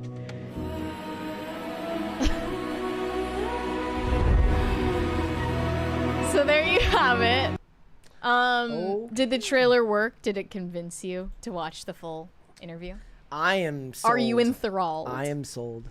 I mean, there's so much what's stuff not to like? There's so much stuff I see on this show that I would never see because you make me watch it. So that is true. She did address rumors about possibly running for office in the future, and I think we can all breathe a sigh of relief that she said she would never do that. She will not. It's too bad. If anybody could fight for, like, you know, citizen privacy, it would be her. I certainly wish that she would, just for the entertainment value of it all. She also addressed why it is that she constantly refers to her husband as H instead of his name, Harry. And it's because at the beginning of their relationship, when it was still a secret from the public, they had to speak in code. And in this second clip, she talks more about the beginning of their relationship and why they were immediately, as she put it, thrown into the trenches. So now she is finally able to enjoy being with him now that they're out of the royal family and out of the UK. Also a fox, if you haven't noticed. I stopped myself for them. That was the least believable thing she said in the whole thing. Like she overcommitted to that. Fox. He's a My fox. husband's very, very handsome. But his heart is even more beautiful. I mean, H, that man loves me so much. And, you know, look what we built. We've built a beautiful life and we have 2 healthy, beautiful children. And, you know, and I always think about it like the end of Super Mario Brothers when you get to the final level. And what's the goal in Super Mario? They're like, slay the dragon, save the princess. I'm like, that's my husband. He's just out there just constant, like he's just going to do whatever he can to make sure that our family is safe and protected and we're uplifted. You're a female founder. You can save yourself. That's what I've been told for the last 15 years. You don't need Mario to save you. Make Princess it make sense. Peach. And Make it make sense. still make time for date nights. Are you in love now more than ever? More than you've ever been? Yeah, I mean, you have to imagine at the beginning, everyone has like butterflies and then we immediately went into the trenches together. Yeah. Right out of the gate, like She's got her bayonet, her M16. months into dating. So now 7 years later, when you have a little bit of breathing space, you can just enjoy each other in a new way. And that's why I feel like it's more of a honeymoon period for us now. He's also a fox. Okay. So that was her addressing the state of her marriage as things are currently. Again, I know I've said it before, but the way that she talks, it's like nails on a chalkboard. This faux authenticity of like her voice just crackling like that. Do you know what I'm talking about? I feel like I'm losing it. Are you picking up on it too? Where she's like, it feels like we're finally in our honeymoon phase. After all this time. So I guess the way a person talks in the real world is not the same way they talk in an interview, right? The problem is she only does one type of interview, and it's the faux authenticity. Look at it's the real me, swelling music in the background thing, right? Whereas like how I talk when we're not doing the show is, you know, it's a slightly different thing because you have to project differently. You speak differently when you're emoting and relaying information. So it would be more interesting to hear what she sounds like with like a hidden camera when they're just like at home. What does she sound like when she's having an argument with H? That's what I want to know. It's like, shut the H up, H. Yeah. No, they call each other H and M. They should have an H&M collab. I think the main difference between the way we talk off air versus on is just volume. We're just Podcast louder when we're on the show. It's not like we're totally different people. Podcast hosting is also different than being interviewed. So I know, think but- back to how you were just interviewed for Pints with Aquinas. Do you feel that the way you spoke to him is different than what it is than when you're relaying information? To a camera, Yeah. yeah, it's different when Yeah. you're looking at a face compared to a camera, but I didn't have She a then completely takes- different voice. She then I takes wasn't that. talking like this the entire time during my interview to sound really heartfelt. Yeah. It's obviously fake. She then takes that to like her shows, which are about cooking and stuff, and it Yeah. kind of doesn't translate. An extreme. And then she's talking about Little moments of magic with flower sprinkles on my yogurt parfait.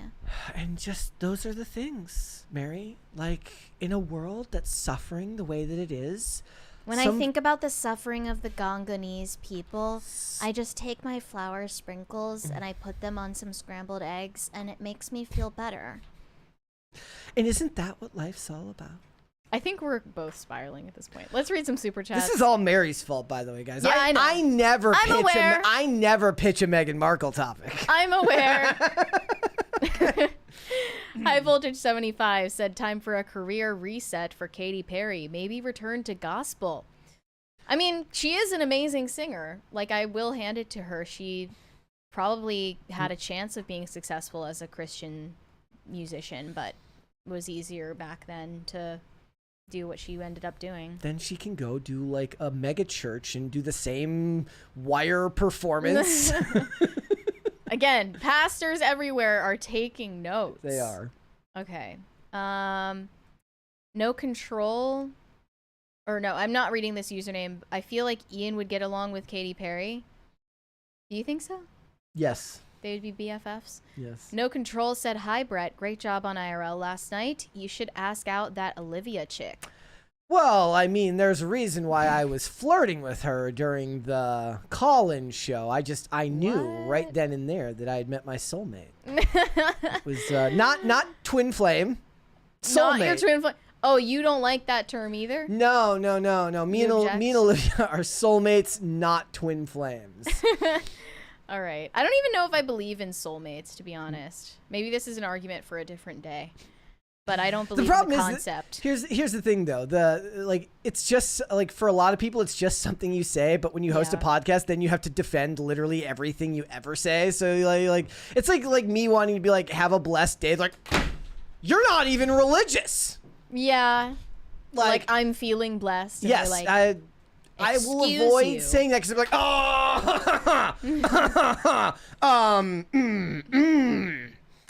I don't think you should be saying that.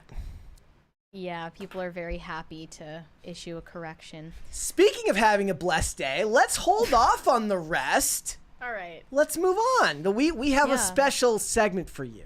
Yeah, so for context, the official conclave to elect the next pope over the Catholic Church is scheduled to take place starting on May 7th this year. And it just so happens that a movie came out late last year about this very subject, about a papal conclave. And I objected to it almost from the moment I learned of this film's existence. And it's not just because I object to Hollywood taking the subject matter of something about the Catholic Church and making a movie about it. It's just that you already know how it's going to happen. You already know that it's going to be used as a bludgeon against the Catholic Church and against religious people in general. But it's yet another example in the pattern of outright disrespect and disdain that Hollywood has for Christians. And I'm going to have to preface this first off with a synopsis of Conclave. It follows the secretive and ancient process of electing a new pope after the unexpected death of a beloved pope. Cardinal Lawrence, played by Ralph Fiennes, oversees the covert process as the Catholic Church's most powerful leaders gather from around the world and are locked together in the Vatican halls. During this time, Lawrence uncovers a trail of deep secrets left in the dead pope's wake, which could shake the foundations of the church. And this film also depicts cardinals as self-serving, power-hungry politicians who spend their limited time together attempting to convince one another that they are the lesser of two evils.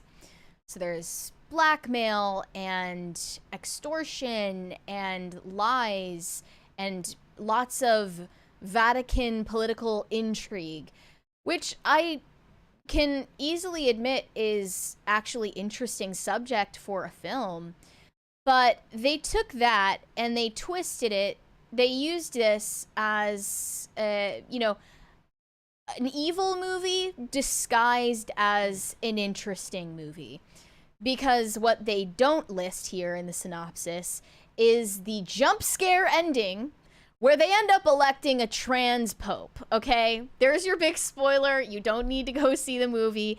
At the end of the movie, they elect a pope and, ooh, big surprise, he's trans. He's actually biologically a woman, and we just found out, and he just happens to be the only cardinal who's not evil. He's such a nice guy that we just all decided to vote for him.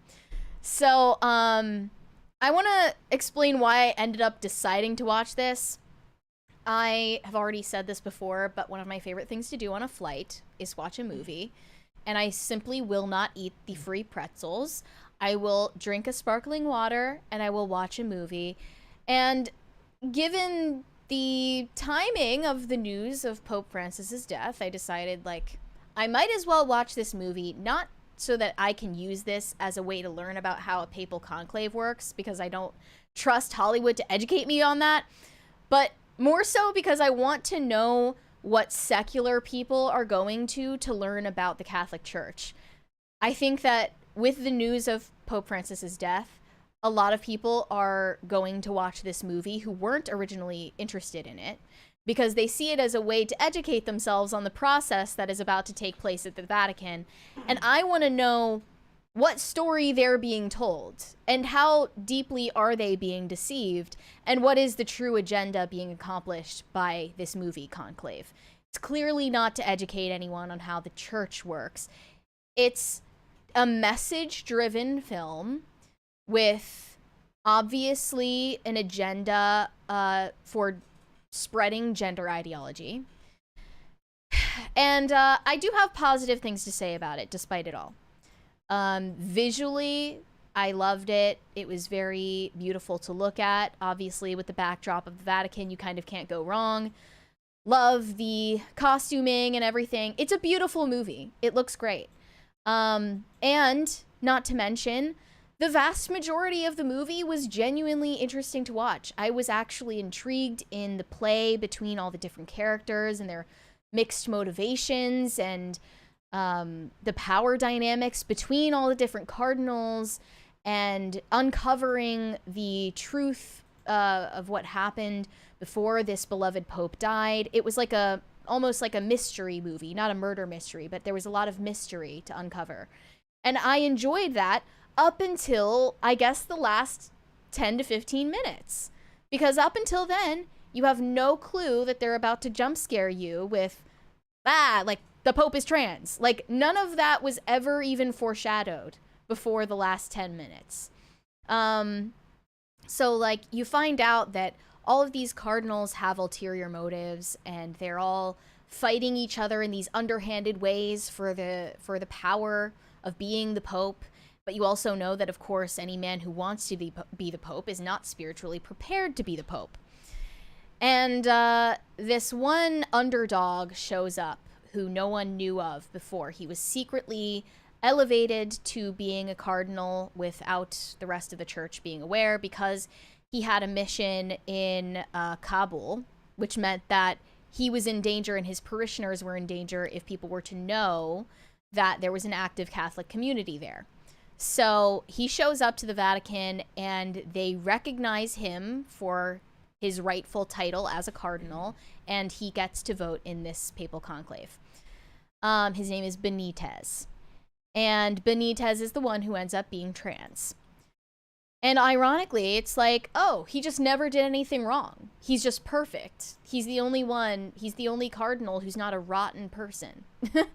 All the rest of them are evil for a variety of different reasons, but Benitez, he just has a heart of gold.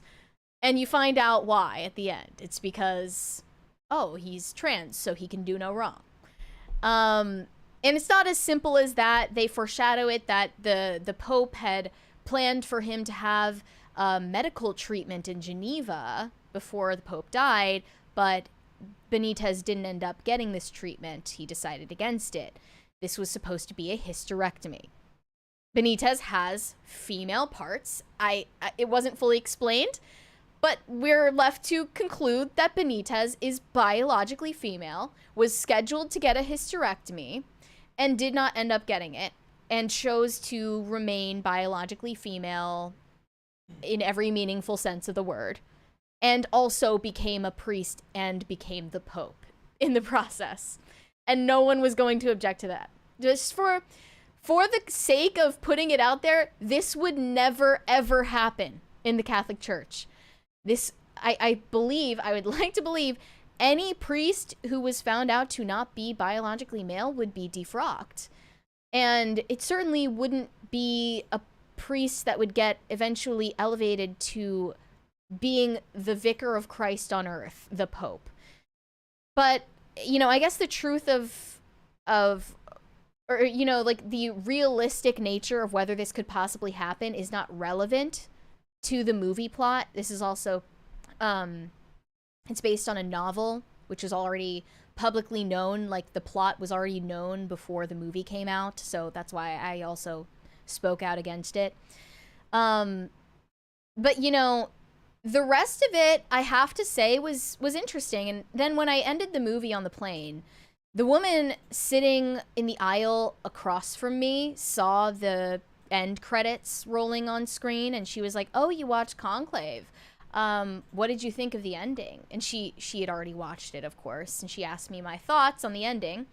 And I said, like, not knowing whether this woman was woke, I was like, I hated it. And she was like, yeah, me too. Like, it was terrible. I was like, right? Like, it felt disrespectful and that this would never happen. But don't you think the rest of the movie was great? Like, it really had potential. And she was like, yeah, like, they just completely destroyed what could have been a great movie by ending it with 10 to 15 minutes of basically gender ideology nonsense that had no connection to the rest of the story.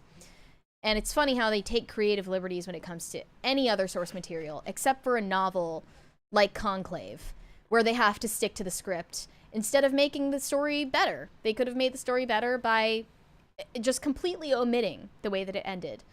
You know, I just want to say I was rooting for Cardinal Tedesco.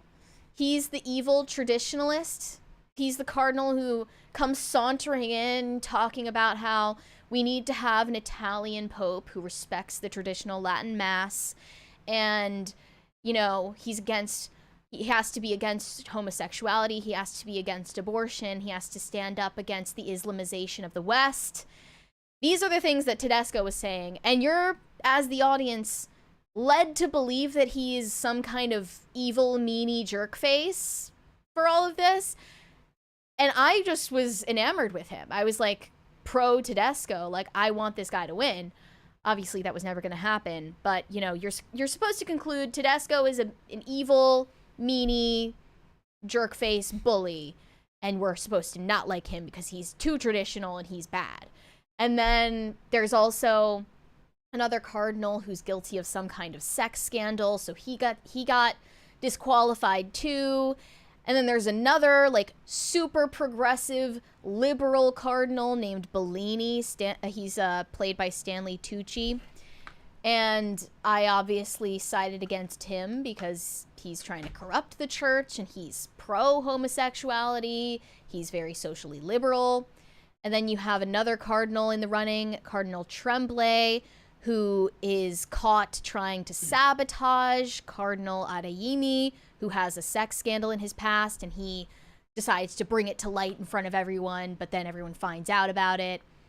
all of this happens, and then eventually they're in the middle of voting, and a giant explosion goes off outside of the Vatican, and the window crashes in. And they find out that it was an Islamic terrorist who planted a car bomb and detonated himself outside of the Vatican. And they find this out, and they're all freaking out because they're not supposed to know about the news going on in the outside world anyway during this process.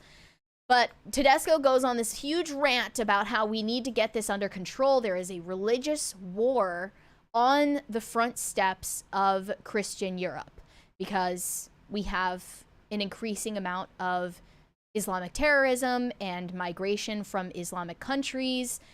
He is emphasizing the importance of standing up for Catholic identity in this country and throughout the world, but especially in the West. And I was like listening to his speech, just like cheering it on, like this was awesome. And you're supposed to, of course, be led to believe that this is evil, that he's saying this. And then they point to Benitez. He's looking and he says, "May I have a word?" And trans Cardinal Benitez says, "You know, I don't think you know the first thing about what it's like to be in a war zone, because I've done missions in Kabul, and Christians and Muslims are killed both, and you just are trying to make out that Muslims are monsters, and you're just a big meanie jerkface, and we should all just eat cupcakes and slide down a rainbow, and we should all just be happy and hold hands and kumbaya, because, you know, there's no real difference between us as Christians and the Muslims. We all worship the same God, and everything is fine. We can all just hold hands and be happy." So then all of the cardinals are like, "Wow, what a guy."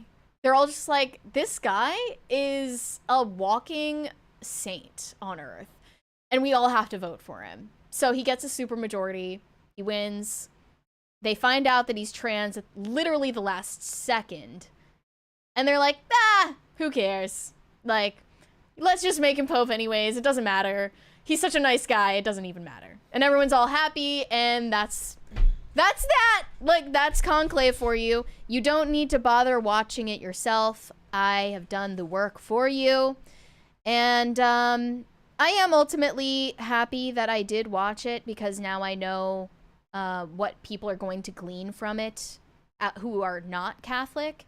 This is, unfortunately, what people will turn to understand what is happening at the Vatican currently. Although it's misleading, at least now I am equipped to understand why. And, yeah, overall, 0 out of 10, do not recommend. But anyway, we're going to finish up our Super Chats now. Okay. Now that I've had my rant over with. Let's do it. Shane H. Wilder said, "I'll externalize misogyny. These bitches be crazy." You're valid for that. We have a 20 from Weary Traveler. Let's see.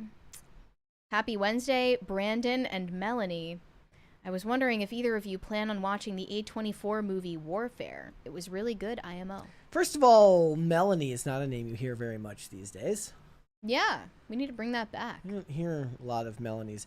I may watch it when it goes to streaming, but I was supposed to go see The Accountant 2 last night, but I had to, like, reschedule so that I could do IRL. But the problem is, like, Tuesdays when you get the $7 movie tickets. So, Right. like, now I got to go on Thursday, and I'm like, oh my God. You can go next Tuesday. Oh my God, those movie tickets are so expensive. You can go on next Tuesday, I've got right? I've got credit too, so I'm like, that's how cheap I am. I don't even want to waste my credit. Valid. Yeah. Isaac S. said, "Who would win a dance battle, Katy Perry, Madonna, or the Australian Olympic breakdancer?" What was that? What was her name? Oh, what was it? Ray Gun. Yeah. Yeah. Ray Gun would win, obviously. I don't know. Maybe it would be Madonna. She's old, but she's still limber. No, she's not. She like fell on stage and like broke a hip. She recovered really fast. No. Wait, who's the other option? Katy Perry. Katy Perry wins easily. Ray Gun. She's got the spirit. I mean, if the idea is like win the competition, meaning the least hurt, then probably Ray Gun. Jared Klein said, "Mary, on a scale of Casper the Friendly Ghost to Cynthia Erivo, what's the tannest you've ever been?" Casper the Friendly Arivo. Somewhere in the middle. I mean, I used to tan as a kid because I didn't care about running around in the sun. But it was only after burning horribly, like just looking like a tomato, and then once your dead skin peels off, it's like one shade browner. See, luckily for me, Not I even. actually get pretty tan in the summer. Like It's those Eastern European yeah. roots, I guess. Yeah. But yeah, I pretty much stay the same year round if I can help it. Isaac S. said, Benny B looks like he eats kosher crayons all day. I can see it. Yeah. Okay, this is a long username. Sinners had elements of insanity, but ultimately fumbled.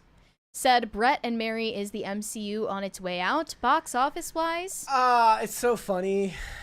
There's just this cycle now. Every time a new MCU movie comes out, I have to look at fucking X for 3 days where a bunch of Stan accounts go, oh my god, we are so back. Oh my god, this is like the MCU before Endgame. Oh my god, and then every time, bullshit. No, it's not.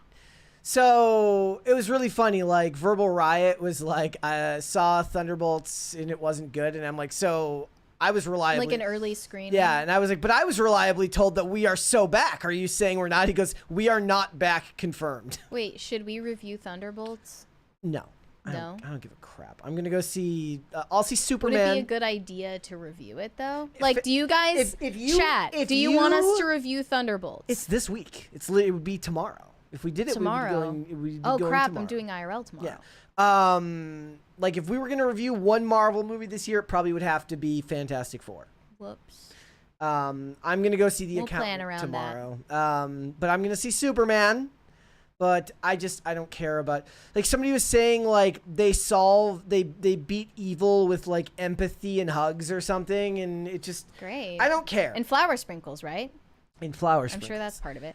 So every time a Marvel movie comes out, the internet goes, guys, we are so back. The MCU is so back. This reminded me of Captain America. This reminded me of Iron Man. This, and that.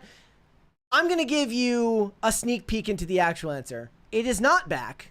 It is not as good as those movies. It's likely never going to be as good as those movies. And you can't believe anything that people who go to early screenings say if they're part of the stan culture. You have to make that decision for yourself. Shane H. Wilder said, look, if Selena wants to be with the Geico caveman's gay cousin, who am I to judge?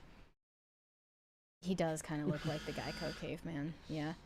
Brian Bledsoe said, hearing Mary describe Blanco, I thought when Breck clicked on his picture, I was going to see the Toxic Avenger just to see some average dude. Honestly, calling Benny Blanco average is an insult to average people everywhere. That is just objectively not true, sir. Elvin McGoth said, this is why I wear a mask or gas mask whenever I do anything on stage to help my friends. I don't want to be recognized in the local goth crowd. What does this have to do with... So that's where the McGoth comes from. Wait, where is this about? Like, are you a singer? Something that we talked about? I don't remember. I don't know. I don't remember what we were talking about earlier. Somebody says Brett's gaslighting us. It's Friday. I mean, movies get Thursday screenings. We always were going to Thursday. Yeah. Early preview screenings every time. Like every time the theaters don't. That's not preview like you get free tickets. It's like they do what is called like Thursday night previews, which is like the shows aren't all day. They start in the evening, and those are like those count towards your weekend totals, and they push that back farther and farther. But that's what we did pretty much every time that we reviewed something on a Friday. Yeah. Ali Million said, my 10-year-old says Benny Blanco looks like Bigfoot and needs Jesus. Your 10-year-old is completely correct.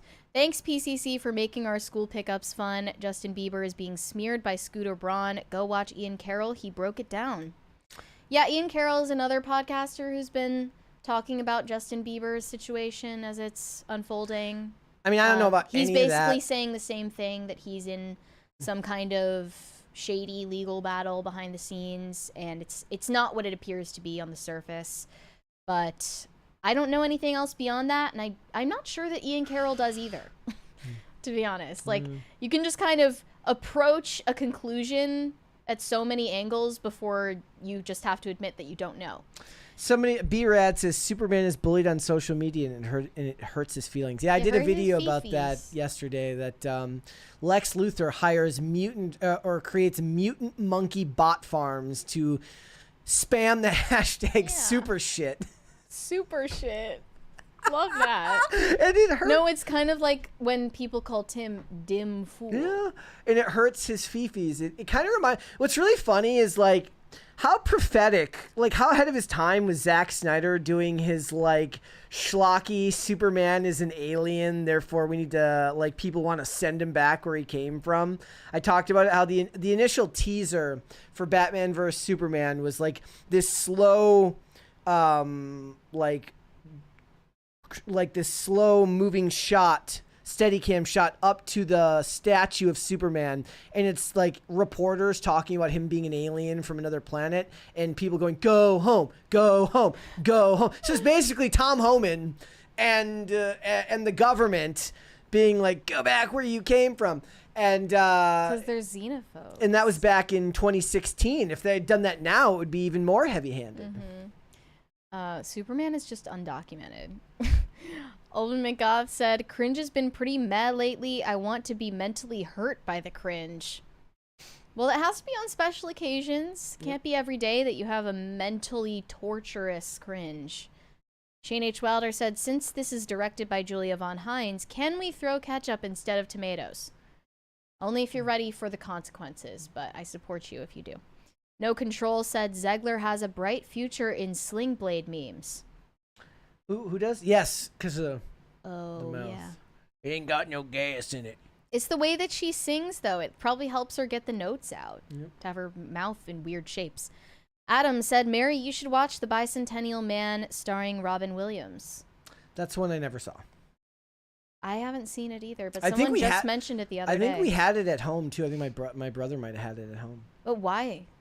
Like, any specific reason why you think I would like it? AI Shih Tzu said, thanks, Brett. Now all I can imagine is Cars as a horror film. Kept picturing Deliverance with the sound of McQueen hitting the rev limiter through Radiator Canyon. Wow, I wish I could unthink that. Not Radiator Canyon. Yeah, have you watched Cars? I've seen Cars. What'd you think? So long ago. Life is a highway, man. Those types of, like, there aren't a lot of animated anything that I, like, truly love. That was just the golden era. Original Toy Story, like, still stands out to me as a movie that I really, really love. But in general, not so much.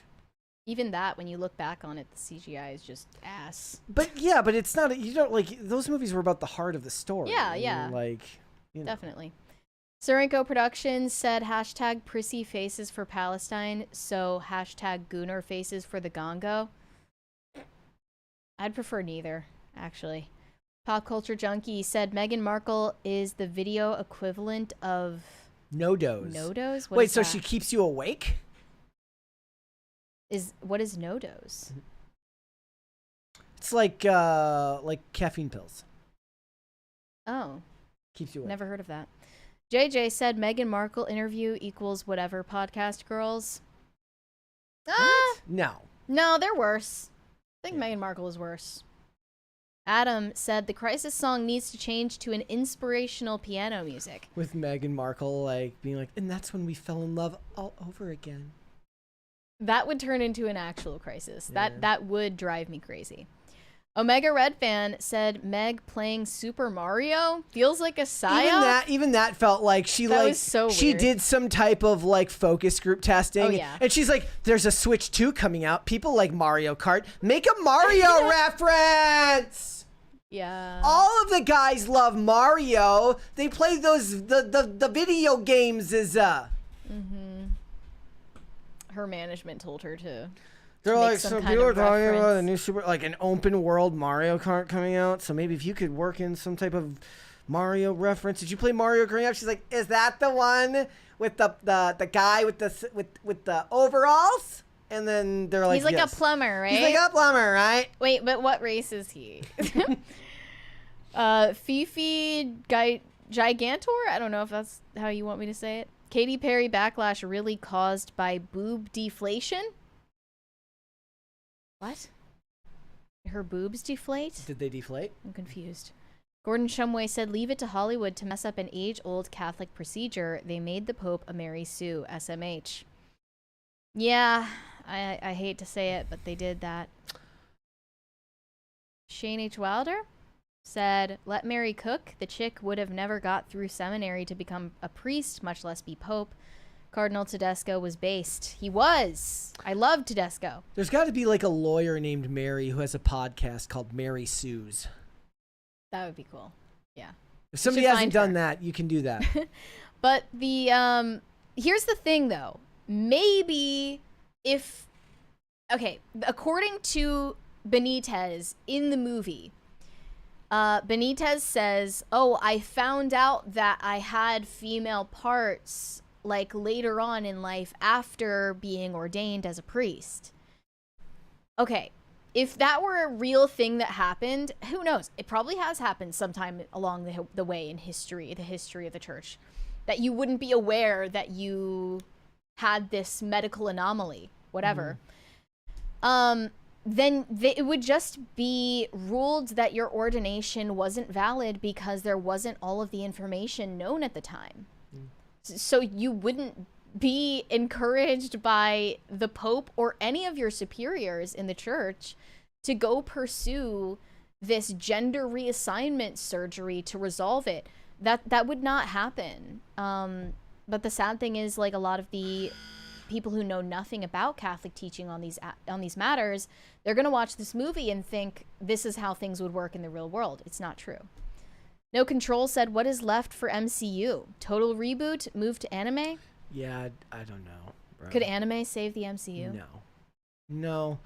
Anime wouldn't succeed in the MCU because it would still be written by Americans. I don't know. They could get, you know what? Japanese people to write it. If you're going to abandon all the normal fans, I say lean into it and make a bunch of shit just like Agatha All Along.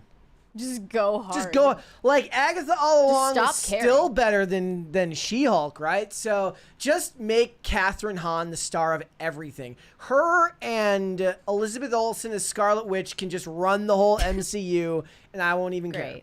Shane H. Wilder said, had a coworker recommend Conclave and said it was accurate. I reminded them that they also thought Da Vinci Code was a docudrama. Rolls eyes. Yeah, I don't know what would even make someone think that it's accurate. There have been cardinals that have talked about the movie saying it's not accurate. Yeah. So I would more be inclined to believe them.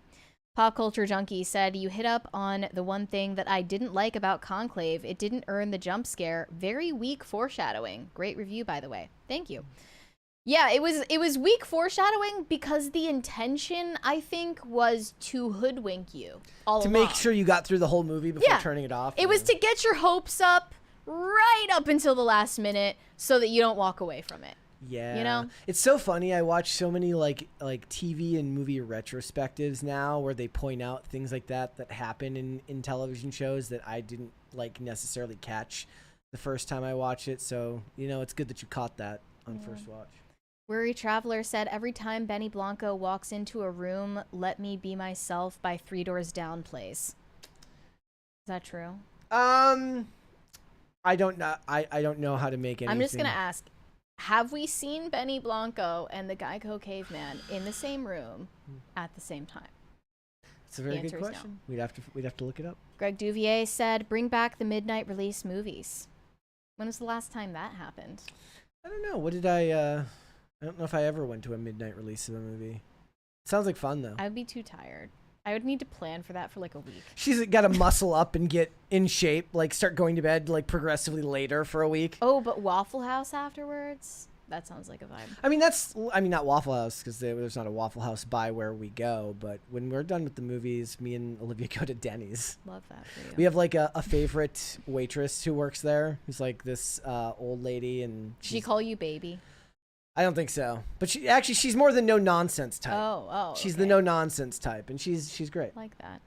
Carnell said, Mary, I'm glad that you finally took the dive and watched Conclave. No shock that you weren't a fan of the film. Your review is spot on. Hope you get around to watching the trailer. Hurry up tomorrow. Have you seen the trailer for this? Mm-mm. Okay. I haven't. I either did yet. watch the trailer for what is it, the Smashing Machine or whatever, the new rock movie, which looks pretty good. It's not my thing because it's A24. Smashing Machines. It's about a guy named Mark Curry, like an MMA guy. Is It's multiple smashing machines or just one smashing machine? It's a biography. Got it. And they had who was that? Emily Blunt. Yeah, Emily Blunt in it. Yeah. Yep. That's interesting. You know, Pop she's culture. made so much money, she can go and do those in her free time. Yeah, it's a hobby. Pop Culture Junkie said, I screwed up. I meant when Meghan Markle appears, I need no dose. Oh, okay. That makes more sense to me then. Can you just like buy caffeine pills like at a store? Yeah. Oh. I mean, you can drink drinks with caffeine. Why wouldn't you be able to take caffeine as a tablet? Because it's more likely you'd probably like overdo it, right? And the FDA would get on you. I don't know. Guess I was wrong. Yeah. Sorenko Productions said MCU has a future as $20 skins in Marvel Rivals. Yeah, Marvel Rivals, the game, seems to be the only thing Marvel is doing right now, and that's because, you know, they've made the characters actually attractive. So Yeah. All right, guys, I say we get to a third crisis party before we sign out. That's what I say. No? We could. Yeah. It's possible. I think they can do it. All right, guys, before we go, hit the like button on this video and subscribe to the channel if you are new here and you have not subscribed here yet already. Please and thank you. Remember to share these live streams and the segments out with everyone. Helping us, you know, spread the word to other people is one of the best ways that you can help this show grow. All right, Mary, where can they find you? Not watching Conclave, that's where. Someone just said that RFK Jr. outlawed caffeine. I'm going to be really mad at him if that's true. He will be hearing from me. You can send me validation on Instagram at Mary Archived, or you can send me hate on X. That is also Mary Archived. We have 2 more super chats. Shane H. Wilder said Conclave was like the Padre Pio movie. So much potential. Beautifully shot just to go to crap. It's because they can't help themselves. Like, they have to make it a weapon against religion. DCNC said President Markle, time for a remake of Idiocracy. I can't wait. We're all just gonna be eating flour sprinkles in this country.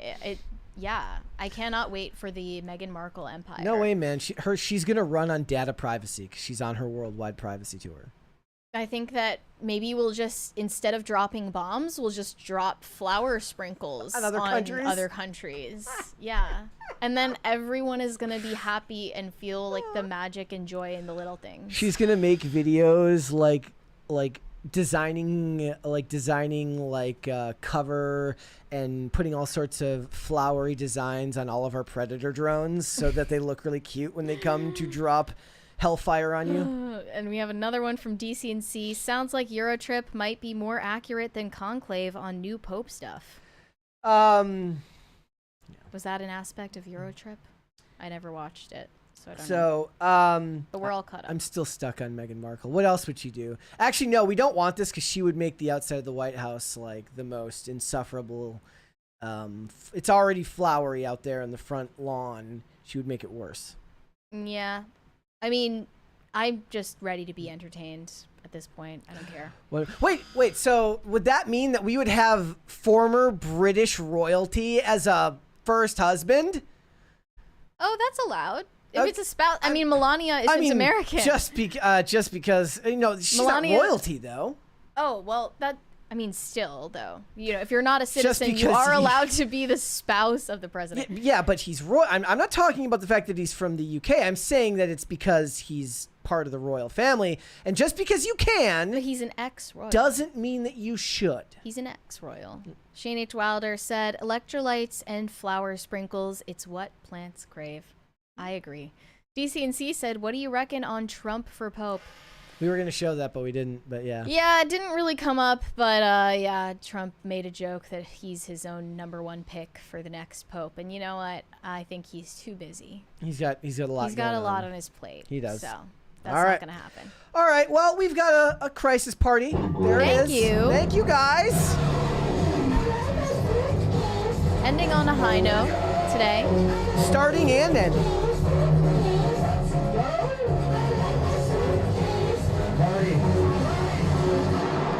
With my luck, now it's gonna, I set it off manually. It's gonna go off like right before we go off air again. So, all right, guys, If you'd like to follow me, I am on Instagram and on Twix at Brett Dasovic on both of those platforms. We are here 5 days a week, Monday through Friday, 3 p.m. Eastern Standard Time, which is noon Pacific.